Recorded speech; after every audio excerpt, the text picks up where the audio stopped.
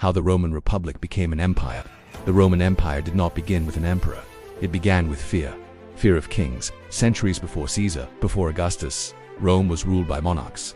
The last, Tarquin the Proud, ruled with arrogance and cruelty. In 509 BC, Romans did something radical. They overthrew their king, swearing never again to bow to a monarch. From that rebellion, the Roman Republic was born. Power was divided: two consuls, a senate of aristocrats, and assemblies of citizens. It wasn't perfect, favoring the wealthy and excluding many, but it worked, giving Rome something stronger than a king: ambition. As Rome stabilized internally, it began expanding outward, first across Italy, then beyond. This is where everything changed. Rome's army was adaptable, flexible formations, relentless training, brutal efficiency. Enemies fell one by one. Latin neighbors, Etruscans, Samnites fell. Then came Carthage, a powerful maritime empire across the Mediterranean. The Punic Wars were existential. Hannibal crossed the Alps with elephants. Rome suffered devastating defeats. The Republic seemed to collapse, but Rome refused to surrender. After catastrophic losses, Rome rebuilt, and Carthage burned. Rome controlled the western Mediterranean, but victory came at a cost. As Rome conquered, the Republic began to crack. Wealth flooded and slaves arrived.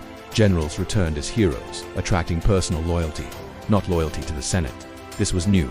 Roman soldiers once fought for the Republic. Now they increasingly fought for their commanders, and one man would exploit this shift better than anyone before him: Gaius Marius. Marius reformed the Roman army. He allowed landless citizens to enlist, promising them pay and land. It solved manpower shortages, but it also changed the relationship between soldier and state. Now soldiers depended on their general for rewards, and once that door opened, it could not be closed. Soon Rome saw something it had never seen before: Roman armies marching on Rome itself. Civil war. Lucius Cornelius Sulla became the first general to seize Rome by force. He declared himself dictator. He executed political enemies. Then, astonishingly, he stepped down, but the precedent was set. The Republic was no longer stable. And then came three men who would dominate Rome's future: Crassus, Pompey, and Julius Caesar. Together they formed an unofficial alliance, the First Triumvirate. It wasn't legal, it wasn't constitutional. It was power-sharing behind the curtain. Caesar, ambitious and charismatic, needed military glory, so he went north, to Gaul. For nearly a decade, Caesar waged brutal campaigns across modern-day France. He conquered tribes, built bridges across the Rhine, invaded Britain, and he wrote about it. His commentaries spread his legend across Rome. The Senate grew uneasy, because Caesar was no longer just a general, he was becoming a symbol, and symbols are dangerous. Then Crassus died in the east. The alliance weakened. Pompey aligned with the Senate, and the Senate made a demand. Caesar must disband his army and return to Rome as a private citizen. He refused. In 49 BC, Caesar stood at the Rubicon River. On one side, safety; on the other, treason. He crossed it. Alia iacta est, the die is cast. Civil war erupted. Caesar defeated Pompey. He entered Rome victorious. And for the first time in generations, one man held absolute power. He declared himself dictator. Not for a year, not for 10 years, but for life. And this terrified Rome, because Rome had been built on one principle: no kings. On the Ides of March, 44 BC, senators surrounded him. They called him tyrant. They stabbed him 23 times. They believed they were saving the Republic. Instead, they sealed its fate. Because Caesar's death did not restore balance, it unleashed chaos.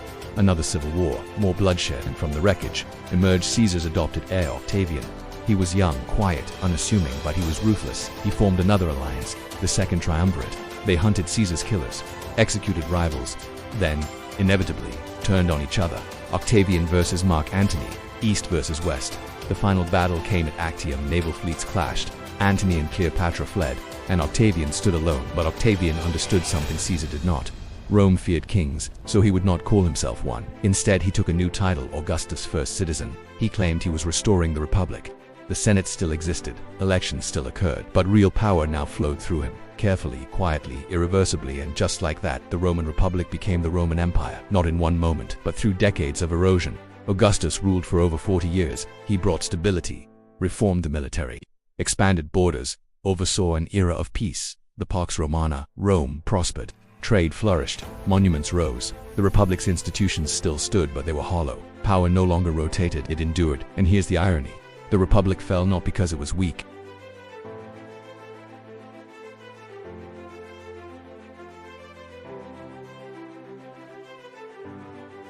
and ended with one. History rarely changes overnight.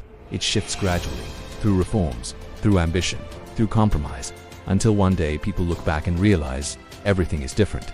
The Roman Republic did not fall in a single battle. It transformed piece by piece. decision by decision, man by man, and in doing so, it shaped the political imagination of the Western world. Even today, republics debate power, military loyalty, executive authority, emergency rule. The echoes of Rome remain, because the question Rome faced is eternal. How do you balance freedom and power? Rome answered, but it paid the price. If you enjoy cinematic deep dives into the turning points that shaped civilization, like this video and subscribe for more stories from ancient history. The next empire is waiting.